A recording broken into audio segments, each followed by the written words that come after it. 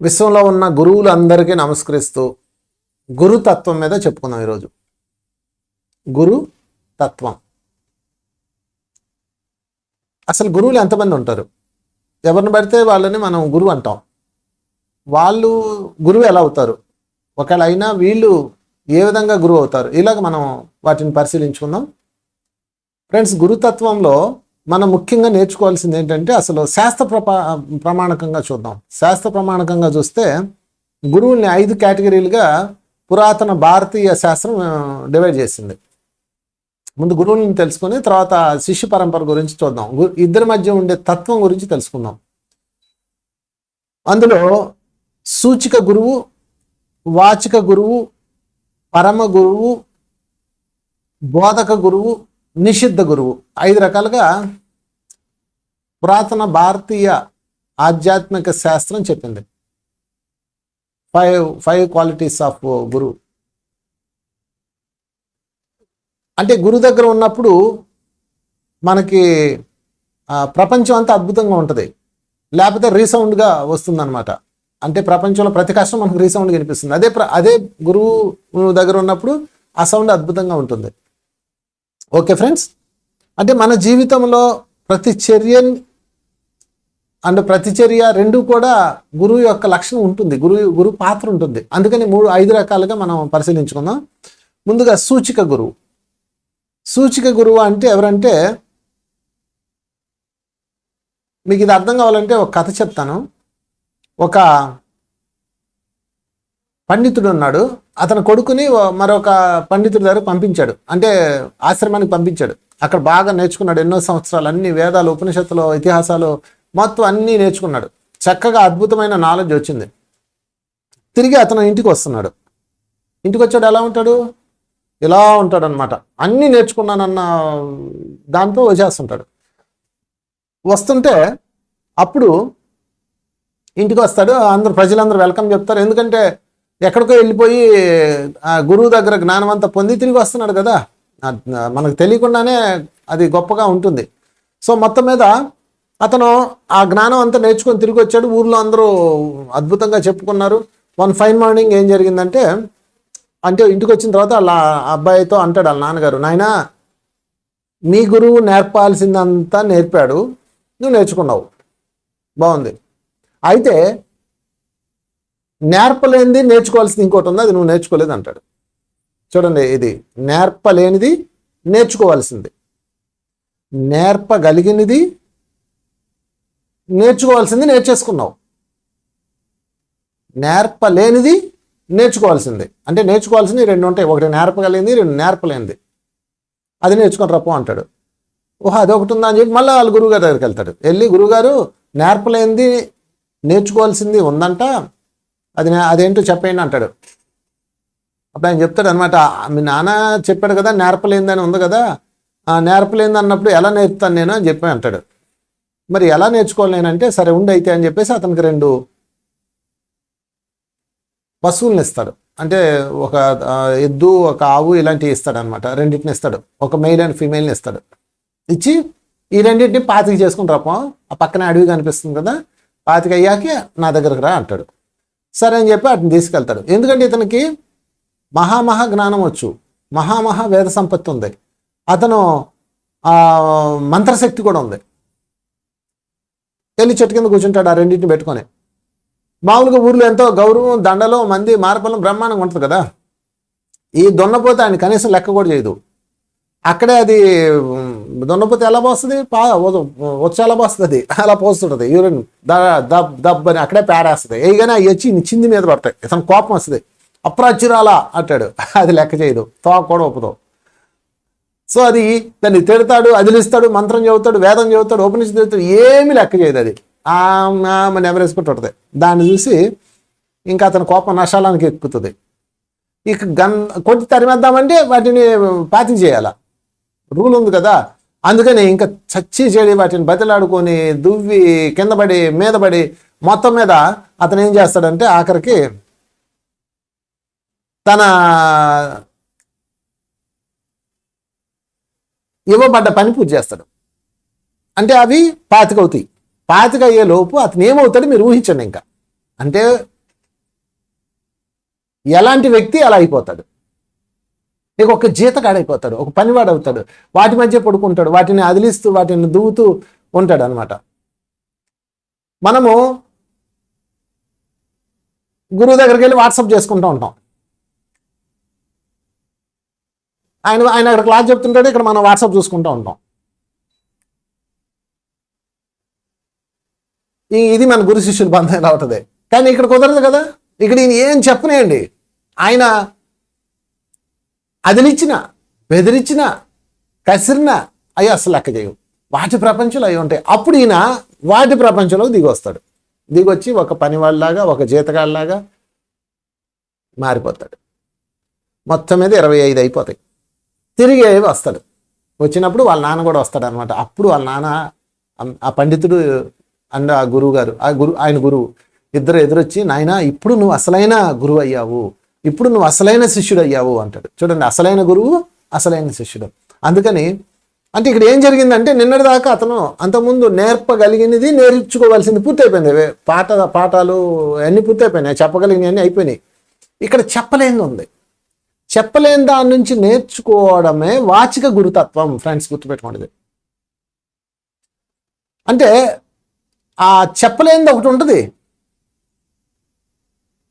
ఆ చెప్పలేని దాని నుంచి మీరు ఏమి నేర్చుకోవాలి? అదే నేర్చుకోవాలి.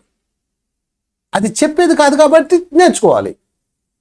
సో మీ జీవితంలో కూడా చాలామంది ఉంటారు, మిమ్మల్ని బాధించిన వాళ్ళు, లేకపోతే మిమ్మల్ని ఇబ్బంది పెట్టిన వాళ్ళు, లేకపోతే మీకు సమస్యలు సృష్టించిన వాళ్ళు, వీళ్ళు ఉంటారు కదా. వాళ్ళందరి నుంచి నేర్చుకోవాలి మనం. అలాగని చెప్పేసి వాళ్ళు గురువులు ఎవరు? వాళ్ళు వాచిక గురువులు, సూచిక గురువులు. సూచిక అంటే సూచిస్తుంటారు అనమాట. వాళ్ళు 4 దంతాడు. ఇప్పుడు వాళ్ళందరూ అలా ఉంటేనే కదా మనం ఆధ్యాత్మిక మార్గంలోకి వచ్చాం. మీరు ఎందుకు ఈ ప్రోగ్రామ్ చూస్తారు? అసలు మీరు ఇక్కడ ఉంటారా? ఏ సెంట్రల్ మాల్లోకి వెళ్ళిపోయి తిరుగుతుంటారు. ఆధ్యాత్మికలోకి ఎవడు రాడు. దెబ్బలు పడ్డప్పుడే వస్తారు. అంటే దెబ్బలు పడ్డప్పుడే ఆధ్యాత్మిక మార్గంలోకి ఎందుకు వస్తారు అంటే, అక్కడ సూచిక గురువు ఉన్నాడు కాబట్టి. అందుకని మన అప్పులోళ్ళు, మనల్ని కష్టాలు పెట్టేవాళ్ళు, మనల్ని బాధ పెట్టేవాళ్ళు, వాళ్ళందరూ కూడా ఎవరయ్యా అంటే సూచిక గురువులు. అంటే చాలామంది నాకెవరో చెప్పారు, వాళ్ళ ఇంటికి వెళ్ళాను, ఆయన చాలా బాగా ఆమెని బాధ పెడుతుంటాడు అనమాట. మా ఆయనే నా గురువు అండి అందే. అంటే ఆయన వేదాలు, ఉపనిషత్తులు బ్రహ్మాండంగా చదివేశాడు, ఇవన్నీ సాధకుడేమో అనుకున్నా. ఆయన ఏ సాధకుడు కాదు, ఏమీ కాదు, పరమూర్ఖుడు కూడా. అదేంటి మీ ఆయనే గురువు అని ఎలా అన్నావు అంటే, ఆయన ఏమన్నాడంటే, ఆమె ఏమంటుందంటే, నన్ను ఎంతో కష్టపెట్టాడండి, నేను ఆ కష్టాన్ని శ్రమగా తీసుకోకుండా నేను ఈరోజు దానిని నేను ఒక డెవలప్మెంట్ వైపు తీసుకున్నా, దాంతో నేను ఆయనే గురువుగా అయ్యానండి అంద. నాకు అప్పుడు వచ్చిందనమాట, ఓహో అంటే ఇక్కడ గురుతత్వంలో, ఈ గురుతత్వంలో అతను ఒక గురువే, సూచిక గురువు, అంతేగాని గురువు కాదు, పరమ గురువు కాదు. అట్లయితే పరమ గురువుని గురువు అని, ఇతన్ని గురువు అని అంటే ఎట్లా కుదరదు కదా. అందుకని మీకు ఎవరైతే జీవిత కష్టాలు పెట్టి మిమ్మల్ని ఆధ్యాత్మిక పెట్టాడో, 2 మీకు ఎవరైతే సూచనలు, ఇవన్నీ ఇంకా అన్నీ చెప్పలేం, సూచకాలు అంటే దాని నుంచి వస్తారు. ఒక ఆమెకి భరద్వాజ మాస్టర్ గారు ఉన్నారు, షిరిడి సాయి పరమ భక్తులు, తెలుసు కదా మీకు. భరద్వాజ మాస్టర్ గారి యొక్క ఇంట్లో ఒక చిన్న బిడ్డ మరణం ఆయన బాబా వైపు మళ్ళీ ఇలా చేసింది, ఆ వైరాగ్యం. అంటే ఆయనకు ఆ బిడ్డ సూచిక గురువు అనమాట. ఇది సూచిక గురువుకిను పరమ గురువులకు ఉన్న తేడా. అందరూ ఒకటైతే కాదు. అందుకే శాస్త్రం చాలా అద్భుతంగా చెప్పింది. భారతీయ సనాతన ధర్మ వేద శాస్త్రం ఏం చెప్పిందయ్యా అంటే, సూచిక గురువు, వాచిక గురువు, పరమ గురువు, బోధ గురువు అండ్ నిషిద్ధ గురువు. నిషిద్ధ గురువు ఉన్నాడు ఒకడు. అంటే ఎవరు ఎక్కువ ఎవరు తక్కువ అని ఎట్టుకోండి. ఇది లాస్ట్లో పెట్టాను, ఇది ఎక్కువ, ఇది ఫస్ట్ చెప్పాను, తక్కువ అని కాదు. ఈ కేటగిరీస్ అంతే. ఏది నెంబర్ 1, ఏది నెంబర్ 2, ఈ నెంబర్లు వేసుకునే పిచ్చ మనకు బాగా ఎక్కువ. హౌస్ అంటే బోధగురు పెద్దోడా 3లో పెట్టారు అంటే అలా అనుకోకండి. నెంబర్లు కాదు, అది ఒక కేటగిరీస్ అంతే. 1, 2, 3, 4, 5 కేటగిరీలు, 5 రకాలు అంతే. వంకాయలు, బీరకాయలు, టమాటాకాయలు, బంగాళదుంపలు, పచ్చిమిరపకాయలు, అలాగనమాట. దేని ప్రత్యేక దానికి ఉంటుంది. సో మీ చుట్టూతో ఉండే వాళ్ళలో ఎవరు సూచిక గురువు మీరు చెక్ చేసుకోండి. ఎక్కువ మనకు సూచిక గురువులే ఉంటారు. అంటే వాళ్ళు సూచిస్తుంటారు అనమాట, ఇలా చేస్తే ఎలా ఉంటుంది జీవితం అని. అందుకని వాళ్ళ దగ్గర మనం అది నేర్చుకుంటూ ఉండాలి. సో ఈ సూచిక గురువుల దగ్గర నుంచి ఎప్పుడూ కూడా అది నేర్పించేది కాదు, అది జీవిత అనుభవాల నుంచి వస్తుంది. అందుకే అన్ని జీవితం నేర్పించేస్తుంది ఫ్రెండ్స్. మీరు అసలు ఏ గురువుని ఎదుర్కోక్కర్లా, మీ జీవితం మీకు పెద్ద గురువు, జీవితం పెద్ద సూచిక గురువు. ఆ గురువు ఆ తత్వంలో మీరు అంతా నేర్చేసుకుంటారు. మరి అట్లయితే అక్కడ నేర్చుకున్నది మరి పరమ గురువు దగ్గర నేర్చుకుంది ఒకటేనా? కాదు. సూచిక గురువు సూచిక గురువే, వాచిక గురువు వాచిక గురువే, పరమ గురువు పరమ గురువే. ఎవరి క్యారెక్టర్ వాళ్ళదే, ఎవరి క్వాలిటీస్ వాళ్ళే. అందుకని మీరు సూచిక గురువుని అసలైన గురువుగా భ్రమపడకండి. ఇది చాలా ముఖ్యమైన పాయింట్. ఎందుకంటే నాకు ఆమె అన్న తర్వాత నాకు ఈ టాపిక్ చెప్పాలని అనిపించింది. వాళ్ళ ఇంటికి వెళ్ళాను నేను. వాళ్ళ ఇంటికి వెళ్ళిన తర్వాత ఆమె, నా భర్త అండి గొప్ప గురువు అండి నాకు అంది. ఓ అమ్మ, ఆయన ఎంత పెద్ద గొప్ప గురువు అని నేను ఇంటికి వెళ్ళాను. వాడు మాంసం తింటున్నాడు, తాగుతున్నాడు, తిడుతున్నాడు, భయంకరంగా ఉన్నాడు, వ్యాపారాలు చేస్తున్నాడు. బట్ నేను అతన్ని ఏ విధంగా నేను తీసుకోగలను? సూచిక గురువు అతన్ని పరమ గురువు ఏ విధంగా తీసుకోగలను? చెప్పండి, మీరే ఆలోచించండి. అప్పుడు నాకు ఈ సబ్జెక్ట్ మీద ఐడియా వచ్చిందనమాట. డివైడ్ చేసి చెప్పకపోతే అర్థం కాదు ఎవరికి, అంతా ఒకటే ఒకటే ఒకటే అనుకుంటారు. కనుక ఫ్రెండ్స్, ఇక్కడ సూచిక గురువు అన్నది ఎవరు, ఈ గురుతత్వంలో ఎవరున్నారు, ఈ గురుతత్వంలో మనం ఏమి నేర్చుకోవాలి, దీని నుంచి మనం ఏ అవగాహనలు పెంచుకోవాలని మనం ఇక్కడ క్లారిటీ తెచ్చుకుందాం. ఇక రెండో క్యారెక్టర్లోకి వెళ్దాం. సూచిక గురువులు అర్థమయ్యారు కదా. మీకు ఇంకా ఈజీగా చెప్పాలంటే, ఒక కొడవలని ఇనప మొక్క మీద వేసి కొడతా ఉన్నాం, అప్పుడు అది అందంగా కొడవలుగా మారిపోతుంది. ఒక ఇనుప మొక్కని బాగా కాల్చి సమ్మిటి మీద పెట్టి కొడతా కొడతా కొడతా ఉన్నాం, అప్పుడు అదేమవుతుంది? మారిపోతుంది నెమ్మదిగా, ఇలా రౌండ్ తిరుగుతుంది. అంటే ఒక సమ్మిటి దెబ్బ తగిలితేనే అది ఒక అందమైన కొడవలుగా మారుతుంది. ఏమండి? అప్పుడు అది మీరు ఆలోచించి చెప్పండి. అప్పుడు అది ఆ ఇనుప ముక్క సమ్మిటికి, అగ్నికి థ్యాంక్స్ చెప్పాలా వద్దా? మీరే చెప్పండి. దానికి థ్యాంక్స్ చెప్పాలా, తిట్టాలా?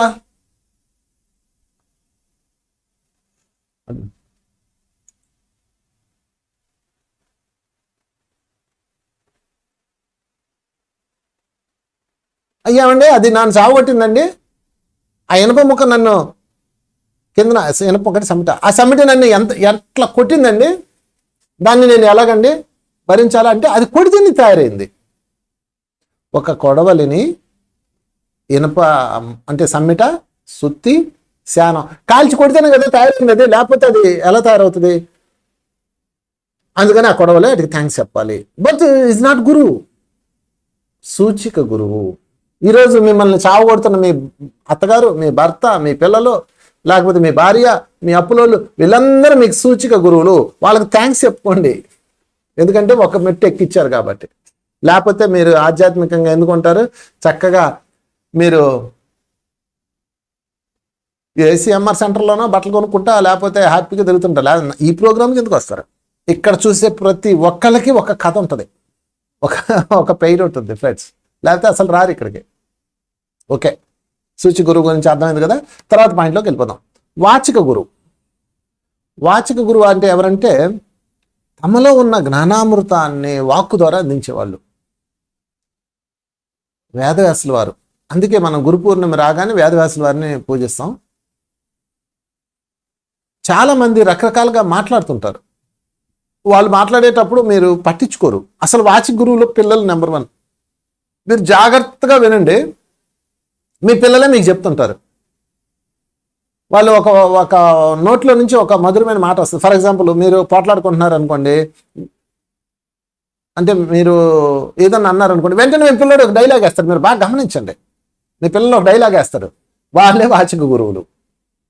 సరే, ఇంట్లో ఉన్న వాళ్ళని పక్కన పెట్టేస్తే, జ్ఞానామృతాన్ని తమ మధురమైన వాక్కులతో అందించే వాళ్ళు వాచిక గురువులు. వచనం, అన్నమాచార్యులు గొప్ప వాచిక గురువు, అందుకే ఆయన వాగ్గేయకారుడు అంటారు. 36,000 సంకీర్తనలు అందించి ఆయన ఈరోజు తెలుగు మన మన జీవితంలో అద్భుతమైన అమృతాన్ని ఇచ్చినవాడు. ప్రతి కీర్తన వినండి, అందులో ఒక అమృతం ఉంటుంది, ఒక గొప్ప విషయం ఉంటుంది. పొడగంటి మయ్యా మేము పురుషోత్తమ అంటాడు. పొడ అంటే మనోనేత్రం, మనోనేత్రంతోనే చూడగలమయ్యా పురుషోత్తమ అంటాడు. గారవించి దప్పి తీర్చు కాలమేఘమా అంటాడు. అంటే గారాబం చేసి దప్పికి తీర్చే కాలము నువ్వు అంటున్నాడు. అంటే ఏదైనా సమస్య వచ్చినప్పుడు మనము కాలానికి సరెండర్ అవ్వాలంటాడు. ఇలాగ ఎన్నో ఆయన చెప్పుకుంటూ పోతే ఏ పరిస్థితి అంతా ఆయనదే అయిపోద్ది. అందుకని వీళ్ళందరినీ వాగ్గేయకారులు అంటారు. అంటే వాచకం అనమాట, అద్భుతమైన వాక్కు వాళ్ళ నోట్లోంచి అమృతం జాలువారుతూ ఉంటుంది. పసిపిల్లలు కూడా ఇప్పుడు మాట్లాడుతుంటారు అలాగ. అందుకని వాళ్ళని చెప్తుండాలి. గురువు పలికే ప్రతి పలుకు మంత్రంతో సమానం. వేదానంద బాబాజీ అని ఒక గొప్ప మాస్టర్ ఉన్నారు, హిమాలయ గురువు ఉన్నారు. ఆయన చెప్పిన కొటేషన్ నేను మీకు చెప్తాను. ఆయన ఎక్కువ చెప్తుంటాడు ఇప్పుడు, అది నేను మీకు చెప్తాను చూడండి. గురువు పలికే ప్రతి పలుకు మంత్రంతో సమానం. ఆయన నోటి నుంచి ఒక సందేశం కానీ ఒక ఆదేశం కానీ వెలువడిందంటే అది ఎంతో శక్తివంతంగా పనిచేస్తుంది. ఆయన కొటేషన్ అది. ఆయన వాక్కు అది వాచి గురువులకు ఆ ప్రత్యేకత ఉంటుందండి. వాళ్ళ వాక్కు సరస్వతి ఉంటుంది నోట్లో. వాళ్ళు అసలు అనవసరమైన మాటలు మాట్లాడరు. నేను ఇదంతా ఎందుకు చెప్తున్నానంటే ఏదో రోజు మనం కూడా గురువు అవ్వాలి. ఆ గురువు అయినప్పుడు మీరు సూచిక గురువుగా ఉంటారా, అంటే నన్ను చావగొట్టే వాళ్ళుగా ఉంటారా, ఉండండి మీ ఇష్టం. వాచి గురువుగా ఉంటారా, పరమ గురువు లక్షణం పెంచుకుంటారా, బోధక లక్షణాలు పెంచుకుంటారా, తర్వాత నిషిద్ధ గురువుగా ఉంటారా, చాయిస్ ఇస్ యువర్స్. మీరే ఎంపిక చేసుకోండి కేటగిరీస్. సరే, మొత్తం మీద గురువు యొక్క ప్రతి పలుకు మంత్రంతో సమానం. ఆయన నోటి నుంచి ఒక సందేశం కానీ ఒక ఆదేశం కానీ వెలువడిందంటే శక్తివంతంగా పనిచేస్తుంది అది.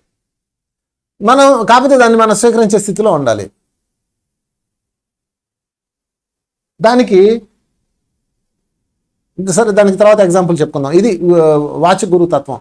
అంటే ఆధ్యాత్మిక విషయాలను పారమార్థిక విషయాలను ప్రజలకు అర్థమయ్యేలాగా చెప్పి తమ వాచకత్వంతో, అంటే తమ నోట్లో ఉన్న సరస్వతి యొక్క శక్తితో అందరి హృదయాల్లోకి బాణాలు గుచ్చేవాడే వాచక గురువు. ఒక్క మాటలో చెప్పాలంటే దానికి బోల్డ్ మంది ఉన్నారు. ఇప్పుడు ఎంతమంది మహనీయులు, ఎంతమంది గురువులు ఎంత అద్భుతాలు సృష్టించి మనల్ని ఈరోజు ఇంత స్థాయికి తెచ్చారో ఆలోచించుకోండి. అందుకే ప్రతిరోజు ధ్యానం చేసేటప్పుడు, మీరు పొద్దున్న లేసినప్పుడు, లేకపోతే ఎప్పుడైనా కానీ మీకు జ్ఞానామృతాన్ని ఇచ్చిన గురువు. చిన్నప్పుడు మన తెలుగు మాస్టర్ గొప్ప వాక్యాలు చెప్పేవాడు, అవి ఎప్పటికీ నాకు గుర్తున్నాయి. ఎప్పుడైనా జీవితంలో ఏ సమస్య వచ్చినా కాలానికి వదిలేంటిరా అదే చాలుతుంది అని మా లెక్కల మాస్టర్ చెప్పాడు. ఎప్పటికీ నాకు గుర్తుంది అది. ఇలాగా వాచకం. మా నాన్నగారు చిన్నప్పుడు మహాభారత కథలు చెప్పాడు. అందుకే నేను చాలా చోట్ల మహాభారత కథలు అవన్నీ ఆలవకగా చెప్పేస్తుంటా. నన్ను చూసి ఏదో పండితుని అనుకున్నారు, నాకు అసలు పాండిత్యమే లేదు. అలాంటిది నేను ఎట్లా ఈజీగా చెప్పగలుగుతానంటే చిన్నప్పుడు నేను అందుకున్న వాచకత్వం. కనుక ఫ్రెండ్స్, మీ యొక్క వాచక గురువు రెండో గురువు. ఈ వాచక గురువుకి మన జీవితంలో దివ్యత్వం ఉన్న వాళ్ళందరినీ కలుపుకుంటూ వెళ్ళండి. అంటే దివ్యత్వాన్ని బోధించిన వాళ్ళు ఎవరో ఒక్కసారి స్కాన్ చేసుకోండి. సూచిక గురువుని స్కాన్ చేయండి. ఎవరు? నేను బాధ పెట్టిన అప్పులోళ్ళు, నీకు మోసం చేసిన వాళ్ళు, నిన్ను చావగొట్టిన వాళ్ళు, నిన్ను విమర్శించిన వాళ్ళు, నిన్ను అర్థం చేసుకున్న వాళ్ళు, నిన్ను తిట్టిన వాళ్ళు, నీలో ఒక అగ్నిని రగిల్చిన వాళ్ళు, వీళ్ళందరూ సూచిక గురువులు. వాళ్ళందరికీ నమస్కారం. అందరికీ నమస్కారమే. ఎందుకంటే వాళ్ళు అలా చెయ్యాలని మనమే నిర్ణయించుకున్నాం. ఓకే. రెండోది వాచిక గురువు. ఈ వాచిక గురువు కూడా తమ యొక్క వాక్కులతో మనల్ని తోలం చేశారు. పరుల సొమ్ము పాము వంటిది చిన్నప్పుడు చెప్పలా మన మాస్టర్స్. ఈ వాక్కులన్నీ కూడా మనల్ని ఈరోజు ఒక అద్భుతమైన మార్గంలో తెచ్చినాయి. అందుకని చిన్నప్పుడు పాఠాలు చెప్పిన మాస్టర్స్ దగ్గర నుంచి ఈరోజు బోధిస్తున్న గురువులందరికీ ఎప్పుడు నమస్కారం చెప్పుకోండి. ఎందుకంటే ఫ్రెండ్స్, ఒక గురువు దొరకటం కూడా అదృష్టమే. ఎప్పుడైతే మనలో అహం వస్తుందో మొత్తం నాశనం చేసేస్తుంది, ఆ కళ్ళ మసక వచ్చేస్తుంది. అందుకే ఆయన అంటాడు, బాబాజీ అంటాడు, వేదానంద బాబాజీ, అహంకారానికి 1000 రూపాలు ఉన్నాయి, ఏ రూపంలోనైనా రావచ్చు, గుర్తించడం కష్టం. కేవలం గురువు మాత్రమే దానిని గమనించి వేళ్లతో సహా పెకిలించగలడు. ఆ చెట్టుని వేళ్లతో సహా పెకిలించగలడు, పెకిలించి ఉద్ధరించగలడు. అహంకారాన్ని మాత్రమే ఆ గురువు గుర్తించగలడు. అందుకే ఆ గురువులు మనల్ని గుర్తుపట్టేసి కొడతారు. వాళ్ళే పరమ గురువులు, మూడో వాళ్ళు. వాళ్ళు చావగొడతారు ఫ్రెండ్స్. గుర్తుపెట్టుకోండి, పరమ గురువులు అంటే మా నాన్నే, మా బుజ్జే, మా కన్నే అండో రే ఇట్రా నువ్వు ఇట్రా వాటిని చావగొడతాడు. మెలరా పని వాళ్ళ గురువు మార్పా గారు చావు కొట్టేవాడు. మంచి కాఫీ తయారు చేసుకొని మంచి భోజనం తయారు చేసుకొని తీసుకెళ్ళి ఇచ్చేవాడు. అబ్బా గురువుగారు ఈరోజు పొగుడతాడు అనుకున్నాడు. ఆయన ఉన్న చుట్టూ బయటికి తీసేవాడు కిటికీలో వచ్చి కొండ మీద వచ్చి.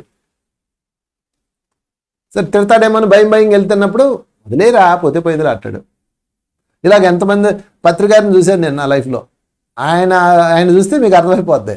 ఎందుకంటే వాళ్ళు ఎందుకు అలా ఉంటారు అంటే మనలో ఉన్న అహంకారం 1000 రూపాయల్లో ఒక రూపంలో ఉన్నది అహంకారం. అహం 1000 రూపాయల్లో ఉంటుంది ఫ్రెండ్స్. దానికి డైమెన్షన్స్ ఒక్కటిగా ఉండవు. గురువుకి ఆ గురుతత్వాన్ని అందుకోనీయకుండా చేసేది మనలో ఉన్న అహమే. దానికి 1000 రూపాయలు ఉంటాయి. మీకు చిన్న ఎగ్జాంపుల్ చెప్తాను. ఒక వేదిక మీద సభ జరుగుతుంది. నేనున్నాను, నాకు దండేశారు, శాలు కప్పారు, నమస్కారం చెప్పాను, చేతిలో ఒక 1110 కవర్ పెట్టారు, థ్యాంక్ యూ అన్నాను. నా పక్కన ఇంకో గురువు వచ్చాడు ఆ రోజు. అంటే మేము అక్కడ వాచిక గురువులు అనమాట. ఇంకో స్పీకర్ గురువు ఉన్నాడు. ఆయన కూడా శాలు కప్పబోతుంటే ఆయన వద్దు అంటాడు. దండ అయిపోతే వద్దు అన్నాడు. కవర్ అయిపోతే నో అన్నాడు. నాకు ఇలాంటి ఇష్టం ఉండదండి, ఐ డోంట్ టేక్ అన్నాడు. వాళ్ళు బతిలాడుతున్నారు, వీడిని తోసేస్తున్నాడు. No no no no no no no నా ఐ డోంట్ నాకు ఇలాంటి ఇష్టం ఉండవండి అంటున్నాడు.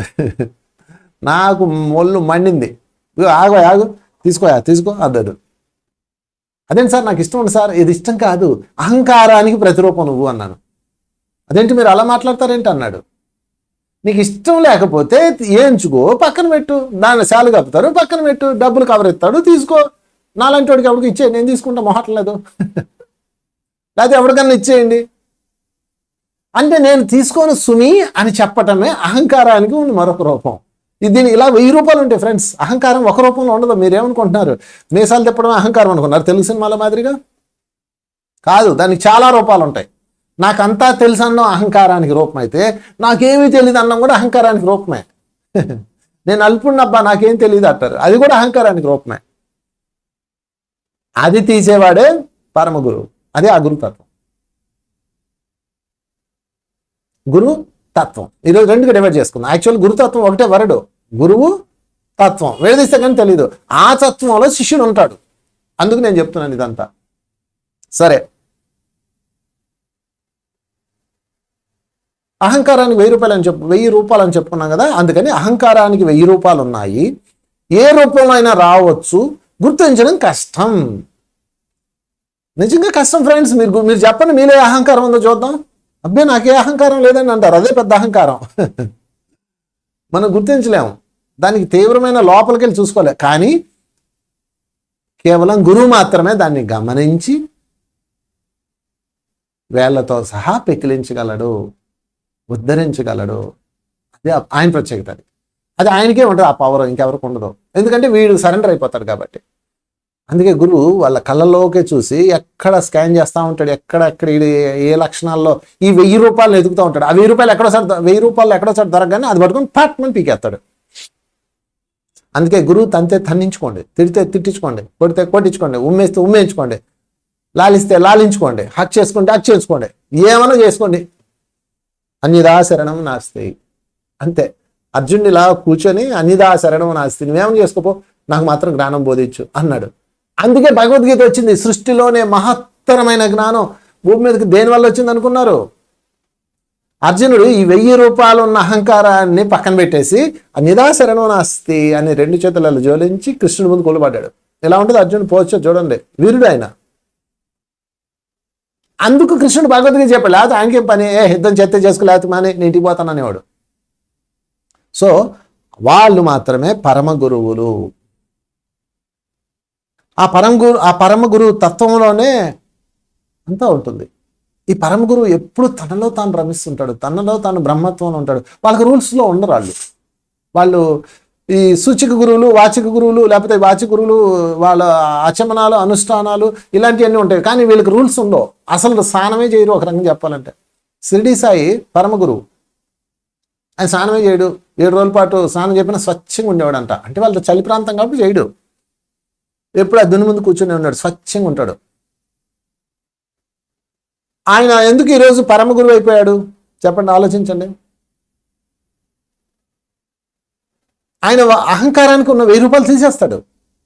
వాళ్ళకి పట్టుకునే తత్వం ఉంటుందన్నమాట. దానికి ఏమైనా చేస్తారు వాళ్ళు. ఒకసారి షిరిడి సాయి జీవితంలో జరిగింది. కొంతమంది ఆయనేమో హిందూ అని, కొంతమంది ముస్లిం అని ఈ కొట్టుకొని వచ్చేవాళ్ళు. మనకు అది కదా ముఖ్యం, ఆయన చెప్పిన బోధనలు అనవసరం. ఆయన హిందువా ముస్లిమా తేలాలి. ఒకరోజు ఆయన హిందువా ముస్లిమా అని కొట్టుకొని చేస్తుంటే తీవ్రం అయిపోయినాయి. ఇంకా ఆయనకు ఒళ్ళు మండింది, పెద్ద దుని మండుతూ ఉంది. వచ్చి పొట్లాడుతుంటే వచ్చాడు, వచ్చి బట్టలు మొత్తం పీకేసి మంటలో వేసాడు. ఇప్పుడు చెప్పండి, నేను హిందువునా ముస్లింనా? ఎందుకంటే తలపాగా చూసేమో ముస్లిం అని, లాల్చీ చూసేమో హిందూ అని, ఇలా బట్టలు చూసి ఫిక్స్ అవుతుంటారు. మొత్తం పీకేసి దున్నేసి నగ్నంగా నిలబడ్డాడు. షిరిడి సాయి నగ్నంగా నిలబడ్డాడు అంతమందిలో. ఇప్పుడు చెప్పండి, నేను హిందూనా ముస్లింనా అన్నాడు. ఎందుకంటే తలపాగా పీకేశాడు, ఒడ్డు మీద ఉన్న బట్టలు పీకేశాడు. మీరు తేల్చండి అన్నాడు. అందరూ తల సిగ్గుతో చచ్చిపోతే అప్పుడు ఆయన భక్తుడు ఎవరో ఒకడు వెళ్ళి గుడ్డ చుట్టి చల్లార్చాడు ఆవేశాన్ని. ఎందుకు ఆయన అలా చేశాడు? ప్రజల్లో ఉన్న 1000 రూపాయల్లో ఉన్న అహంకారాన్ని తీయడానికి. అందుకని ఫ్రెండ్స్, పరమ గురువులు చాలా అద్భుతమైన వాళ్ళు. ఈ గురు తత్వం చెప్తున్నాను, తర్వాత మన శిష్య తత్వంలోకి వద్దాం, తర్వాత పాయింట్లోకి వెళ్ళిపోదాం. బోధ గురువులు అంటే వాచిక గురువులు వేరు, బోధ గురువులు వేరు. వాక్కుతో బోధించే వాళ్ళు వాచిక గురువులు. ఈ బోధ గురువులు మాట్లాడరు. మీరు వాళ్ళ దగ్గర కూర్చుంటే చాలు మీకు ఆన్సర్ వచ్చేస్తుంది. వాళ్ళని చూస్తే చాలా ఆన్సర్ వస్తుంది. అది వాళ్ళలో ఉన్న గొప్పతనం. దానికి ఎగ్జాంపుల్ మీకు చెప్పాలంటే దక్షిణామూర్తి కథ చెప్తాను మీకు. దక్షిణామూర్తి సనకసనందాదులు ఏం చేశారంటే, వాళ్ళు గురువు కావాలని తిరుగుతున్నారు. బ్రహ్మదేవుడి దగ్గరకు వస్తే బ్రహ్మదేవుడేమో సరస్వతితో ఉన్నాడు. ఈయనేమిట్రా మన పనికిరాడు, పాటలు పాడుకుంటున్నాడు అని వచ్చారు. శివుడి దగ్గరకు వస్తే ఆయన నాట్యం చేస్తాడు. ఈయన పనికిరాడు, ఆడవాళ్ళతో ఉన్నాడని. విష్ణుమూర్తి దగ్గరికి వెళ్తే ఆయన ఏకంగా శ్రీదేవి భూదేవి ఇద్దరు దేవులతో ఉన్నాడు, మనకు అస్సలు పనికిరాడు అని వచ్చారు. అంటే గురువు ఎలా ఉండాలని ఒక సత్యం గీసేసుకుంటాం మనం. అది మన దరిద్రం. గురువు ఎలా ఉండాలని మనం ఎలా నిర్ణయిస్తాం ఫ్రెండ్స్? మళ్ళీ ఆయన గురువు ఎట్ట అవుతాడు? అప్పుడు నువ్వు ఎలా ఉండాలనుకుంటే అలా ఉంటే ఆయన గురువు ఎలా అవుతాడు? గురువు అవడో, నీకు రోల్ మోడల్ అవుతాడు అంతే, ఒక మేకప్ మ్యాన్ అనమాట. ఓకే, అప్పుడు వాళ్ళ బాధ వాళ్ళ పాటలు గమనించి వాళ్ళు ఇంకా అలా ఎత్తుక్కుంటా తిరుగుతూనే ఉంటారు. తిరుగుతుంటే అప్పుడు పరమేశ్వరుడు మహాదేవుడు ఏం చేస్తాడంటే, ఓహో వీళ్ళని సరిచేయాలని వెంటనే ఆయన ఏం చేస్తాడంటే దక్షిణామూర్తిగా మారిపోతాడు. వెళ్ళి దక్షిణ వైపు కూర్చొని సైలెంట్గా ఇలా కూర్చొని ఉంటాడు. వాళ్ళు వస్తారు. ఆయన వర్చస్సు, ఆయన తేజస్సు, ఆయన కాంతి, ఆయన అద్భుతత్వం అంతా చూసి వాళ్ళు ఏం చేస్తారంటే, ఈయనే మన గురువు అని చెప్పేసి వాళ్ళు ఇంకా ఆయన దగ్గరకు వచ్చి కూర్చుని పోగానే ఒక్క మాట కూడా మాట్లాడడం. ఆయన ఎలా కూర్చుని ఉంటాడు, వాళ్ళని చూసి వాళ్ళు వచ్చి కూర్చుంటారు, ఇట్లా చూస్తాడు, అంతే ధ్యానంలో కూర్చుంటాడు ఆయన. వాళ్ళు ఏం చేస్తారు, కాసేపు ఇట్లా చూస్తారు ఇట్లా ఏంది ఏదో మాట్లాడాలని నోరు జరగకపోతే మాట్లాడలేరు, నోరు రాదు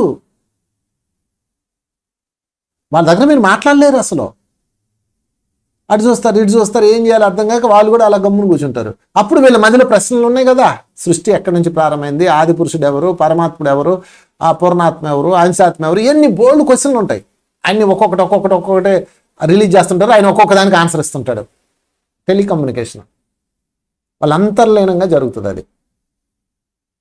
సో ఫైనల్గా వాళ్ళ ఆన్సర్స్ అన్ని, వాళ్ళ క్వశ్చన్స్ అన్నిటికీ ఆన్సర్ వచ్చేస్తాయి. నెమ్మదిగా కళ్ళు తెరుస్తారు, ఆయన ఉండడం. అప్పుడు వాళ్ళకి గురుతత్వం బోధపడుతుంది. సో ఫ్రెండ్స్, మనం కూడా మన జీవితంలో కూడా అసలు గురువుల దగ్గర మాట్లాడకూడదు. మీకు ఏదన్నా క్వశ్చన్ వచ్చింది అనుకోండి, మీకు ఆ రోజు ఆన్సర్ వచ్చేస్తుంది. ఏ టీవీలోనో లేకపోతే ఏ క్లాసులోనో, ఇప్పుడు ఇదిగో నేను చెప్తున్నానుగా, ఒక ఆన్సర్ వచ్చేస్తుంది. అంటే అది యూనివర్సే మీకు ఇచ్చేస్తుంది అంతే. అందుకని మీరు ఎరుకతో గమనిస్తూ ఉండాలి. బోధ గురువుని పట్టుకోవాలంటే ఎరుకతో గమనిస్తుండాలి. మూసేయాల అంతే, మాట్లాడకూడదు అంతే. వాచి గురువు దగ్గర మాట్లాడుకోండి. వెళ్ళి మీరు క్వశ్చన్ వేస్తారు, ఆన్సర్ చెప్తాడు, వాదనలు సాగుతాయి శంకరాచార్యులు శిష్యుల్లాగా. కానీ ఇక్కడ అలా కాదు. ఇక అందుకని బోధ గురువు అంటే ఏంటంటే హృదయం నుంచి బోధిస్తాడు ఆయన, సైలెన్స్ నుంచి బోధిస్తాడు. అస్సలు మాట్లాడకూడదు. అలా కూర్చొని అలా కళ్ళలో చూస్తుంటే మీరు కళ్ళలోకే చూడండి అంతే. ఇంకంతే కమ్యూనికేషన్ ఏర్పడిపోద్ది. అప్పుడు అద్భుతాలు జరుగుతాయి. మీకు ప్రకృతే గొప్ప బోధ గురువు. మీకు ఏదైనా క్వశ్చన్ వచ్చింది అనుకోండి, ఆ రోజు ఆన్సర్ వచ్చేస్తుంది ప్రకృతిలో. మీరు సరిగ్గా గమనించాలి, మనం కళ్ళున్న గుడ్డోళ్ళం కదా, అక్కడ గమనిస్తుంటాం. కనుక ఫ్రెండ్స్, ఆ బోధ గురువు చాలా అద్భుతం. బోధ అంటే మీరు బోధించడం అనుకున్నారు, కాదు, అది వాచకంలో అయిపోయింది. ఇది స్పర్శతో బోధించవచ్చు, కళ్ళతో బోధించవచ్చు, మౌనులోంచి బోధించవచ్చు, చూపుతో బోధించవచ్చు, అదే కళ్ళతో చూపుతో బోధించవచ్చు, చర్యతో బోధించవచ్చు, చర్యతో.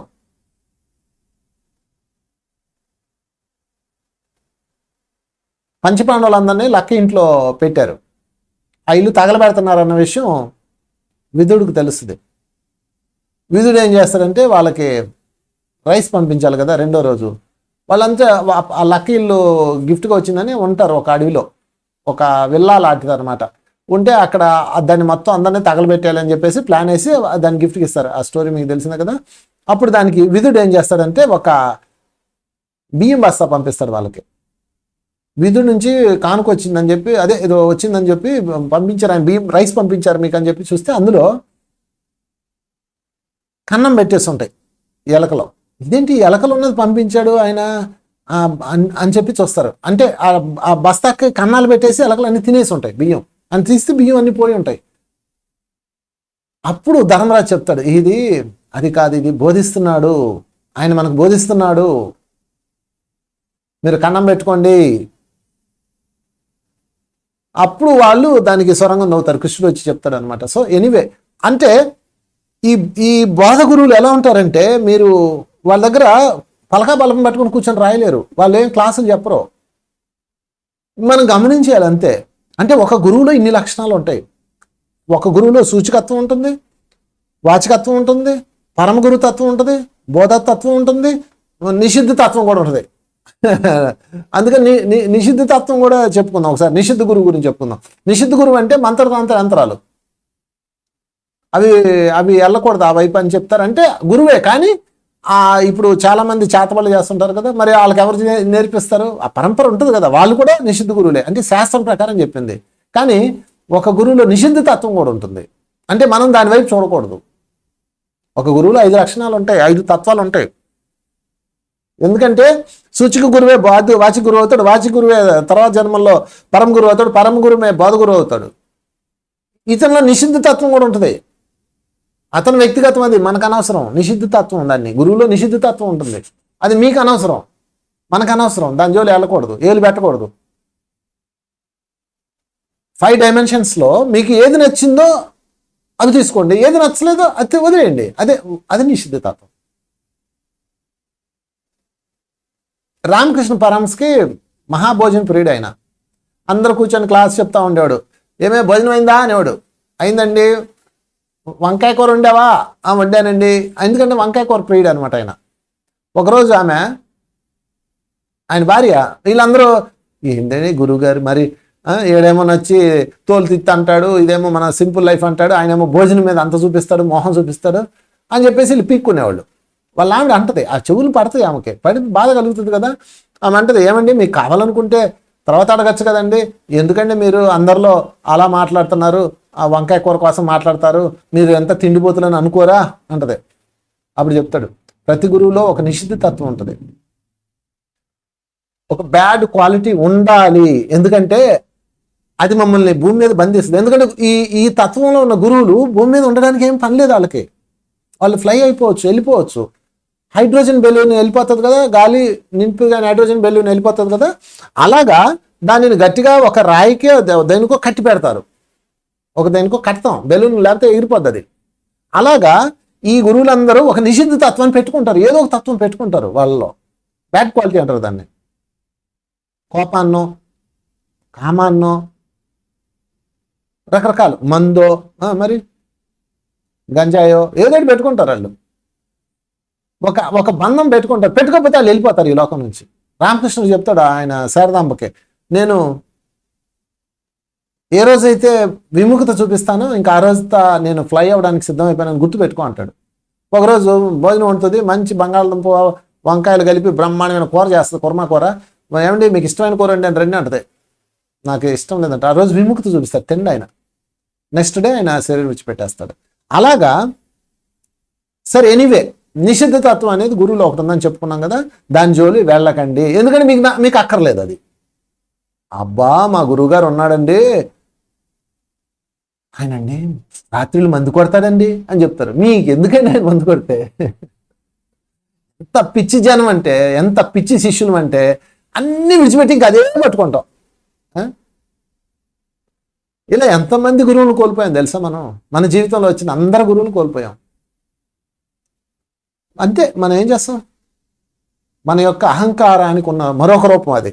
అందుకని మై డియర్ ఫ్రెండ్స్, ఎప్పుడూ కూడా అహంకారాన్ని తీసేయాలి. గురువు యొక్క స్థితిని తెలుసుకోండి. మరొక టైటిల్ చెప్తాను, గురువుకు ఏమిచ్చినా తక్కువే. శిష్యులు తాము వేటి కారణంగా బందీ అవుతున్నారో అవి గురువుకి సమర్పించడం ద్వారా వారికి నిర్మోహత్వం లభిస్తుంది. మళ్ళీ చూడండి, ఈ పాయింట్ చాలా ఇంపార్టెంట్ పాయింట్. శిష్యులు తాము వేటికి కారణంగా బందీ అవుతున్నారో అవి గురువుకు సమర్పించడం ద్వారా వారికి నిర్మోహత్వం వస్తుంది. మీరు దేనికి బందీ అవుతున్నారో అవి గురువుకు సమర్పించండి. ఇదే మనం కాశీ వెళ్ళి ఇష్టమైంది వదిలేసి రావాలంటారు కదా, దాని అర్థం అదే. ఇష్టమైంది వదిలేసి రావాలి అంటే భలే భలే ఉంటుంది. సదుపాయ శాస్త్రం కనిపెట్టుకున్నాం. చాలామంది వంకాయ కూర స్వీటు వాళ్ళకి చాలా ఇష్టం, విడిచిపెట్టి వస్తారు. అంటే మీకు వంకాయ కూర స్వీట్ ఇష్టమా? మీ ఆయన ఇష్టం లేదా? మీ పిల్లడు ఇష్టం లేదా? చెప్పండి, మీ ఇల్లు ఇష్టం లేదా? అంటే ఇదైతే వంకాయ కూర అంటే పర్లేదులే, ఏముందబ్బా బంగాళదుంప కూర వేసుకుంటాం అనుకుంటారు కదా. ఇష్టమైనది విడిచిపెట్టడం అంటే దాన్ని తీసుకెళ్ళి ఆడ పారేసి రమ్మడం కాదు, డిటాచ్ అవ్వడం. మీరు దానికి డిటాచ్ అయిపోవాలి. మీకు మీ పిల్లలంటే భయంకరమైన అటాచ్మెంట్ ఉంది, దానికి డిటాచ్ అవ్వాలి. లేకపోతే ఏమవుతుందంటే వాళ్ళకి రెక్కలు వచ్చిన తర్వాత మీకు బాధలు స్టార్ట్ అవుతుంది. మళ్ళీ మీరు వాళ్ళు సూచక గురువులు అయిపోతారు. అది దాని అర్థం అది అనమాట. అందుకే ఇష్టమైంది వదలడం అంటే అర్థం అంటే మై డియర్ ఫ్రెండ్స్ డిటాచ్ అవ్వమని. అంతేగాని నువ్వు వంకాయ కూడా తింటే ఎవడకు కావాలి, స్వీట్ తినకపోతే ఎవడకు కావాలి చెప్పండి? నేను కాశీ విశ్వనాథుడికి ఏమన్నా వాళ్ళ కరిగి వస్తుందా, లాభం కలుగుతుందా? ఇది ఒక పిచ్చక పరాకాష్ట అనమాట. సరే, ఎవరిష్టం వాళ్ళదే, నేను వాళ్ళని ఒప్పించను. కానీ ఒకటి మాత్రం చెప్తున్నాను, విడిచిపెట్టడం అంటే మొన్న ఎవరో ఒక ఆమె స్వీట్స్ తిందో, ఏమమ్మా స్వీట్ అన్న, నాకు వదిలేశానండి, నేను బాబాకు వదిలేశానండి, కాశీలో వదిలేశానండి ఏ చెప్పింది. కానీ ఆ స్వీట్ ఎంకేసి వస్తుంది.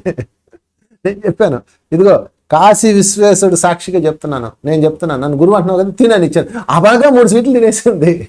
ఏమన్నా పాపం ఉంటే మీకేనండి అంది. ఓకే, నీ పాప నేను తీసుకున్నావు కానీ అన్నాను. అంటే లోపల తినాలని ఉంది పాపం తనకి, ఆ కాశీనాథుడి మీద తోసిద్ది. కనుక ఫ్రెండ్స్ డిటాచ్ అవ్వండి.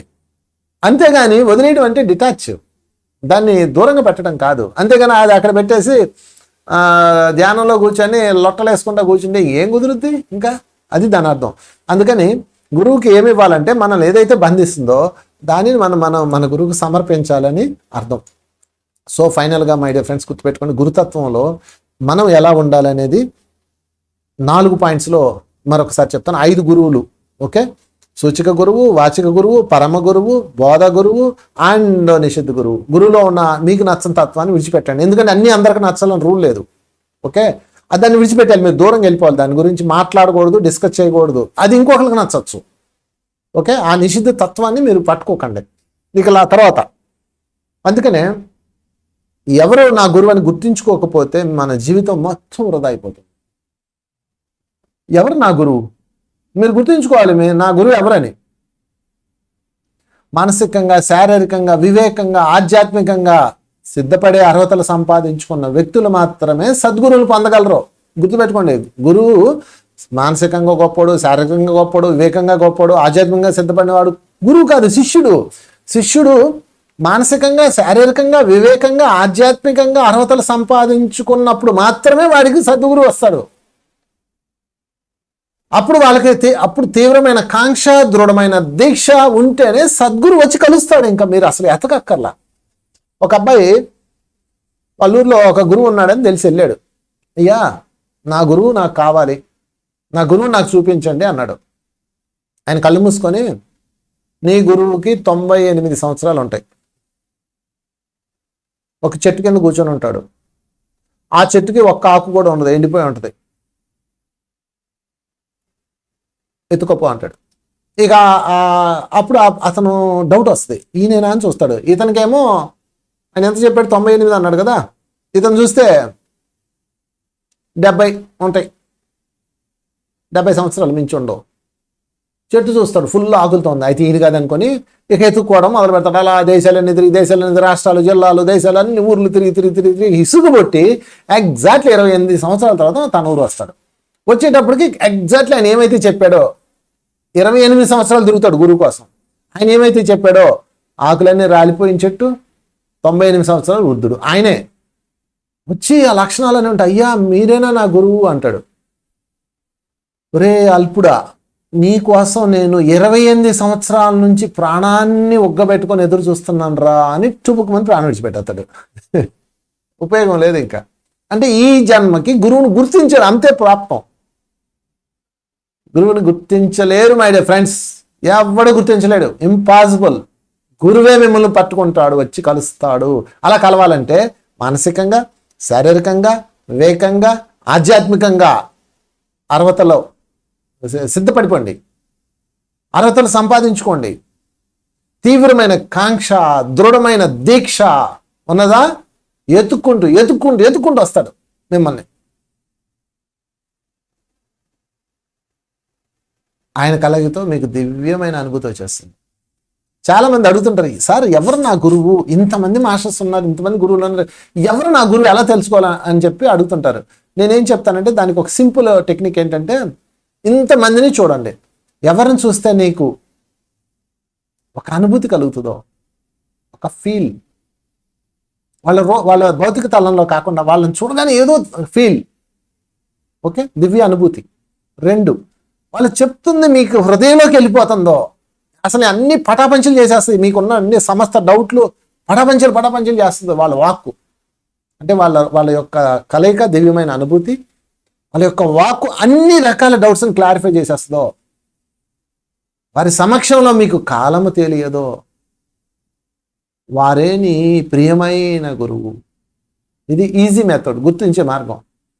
అందుకని మీరు ఎత్తుకోండి, మీ గురువు మీకు లభించాలని కోరుకుంటున్నాను. అయితే దానికి 4 క్వాలిటీస్ ఉండాలి మనలో. 1 దాస్య భావన, 2 వాత్సల్య భావన, 3 ఈశ్వర భావన, 4 మాధుర్య భావన. ఈ 4 గురువు దగ్గర దొరుకుతాయి, ఆ తత్వంలో ఉంటాయి. దాస్య భావన,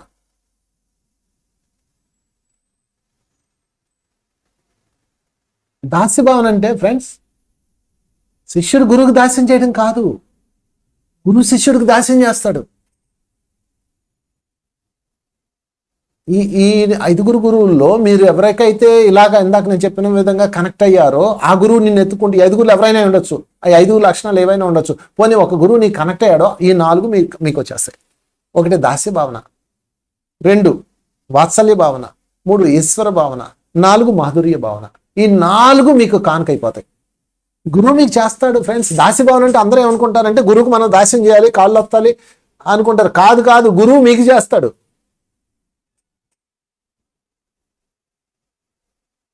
అలా ఎంతోమంది ఉన్నారు గురువులు శిష్యుడికి చేసిన వాళ్ళు.